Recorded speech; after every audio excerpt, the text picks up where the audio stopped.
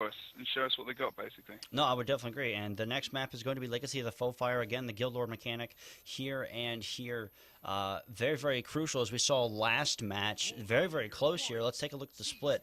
Jabro, where is the splits going, and how is this going to affect the gameplay right now?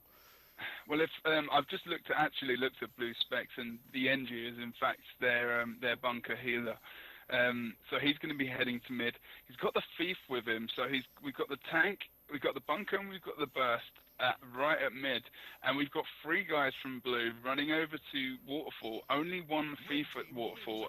Not getting. Not talking to each other, so the Blues should have really rerouted to mid, and they could have had 4-on-3 fight and actually winning. So the communication, it seems to be a lack of experience at the moment, really, which isn't a bad thing because you can obviously learn that. So these guys doing a bit better at the start now, I think. Yeah, but we do see that Sir Robin actually did get bursted down pretty quickly there. We are going to see Xmas get bursted down here once again. Sir Robin does get stomped out there. A lot of confusion going on to Team I Eat Rice there. That's not really not going to do much. A lot of condition clear on their team as well. We're going to see that AoE healing come out here from the giant midpoint here. Once again, midpoint very, very hard to take, very, very hard to keep. And something that we just also see here as well as we do see Florg actually going down here once again. Ostrajags dealing a heavy amount of damage here as well. And we are going to see Tarkus here once again dealing a good amount of damage here as well. He's actually going to pop his Signet of Rage, which gives him quite a lot of buffs here for a short amount of time. They're actually going to go and rush onto Riftwalker, which is he's going to have a hard time here dealing with two heavily armored classes.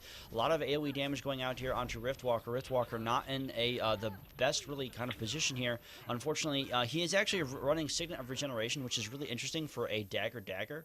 But one thing that I will kind of say that Riftwalker just is probably not the best to guard a point versus the team comp of IE Rice at the moment. No, the NG is built.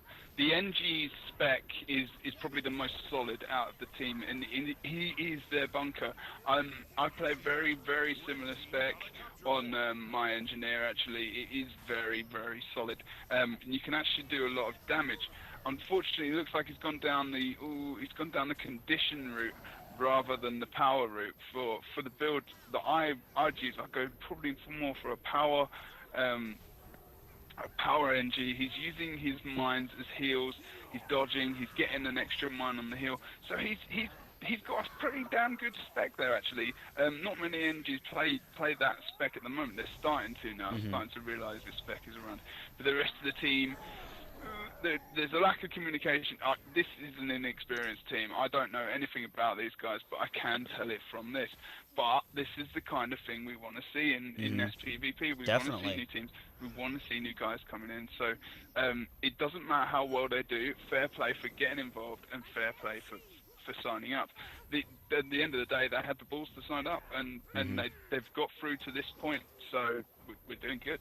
Yeah, it's when a brand new team comes up against a team like IE Rice, who has Kruk, who has Ostrajags, and Twerp on their team, three just extremely very, very experienced players. It's very hard for them to kind of really, they kind of get a crash course in what it's like to really kind of play high-level Guild Wars 2 PvP. It's a lot different than playing YOLO queue. It's a lot different than just kind of queuing up with your buddies.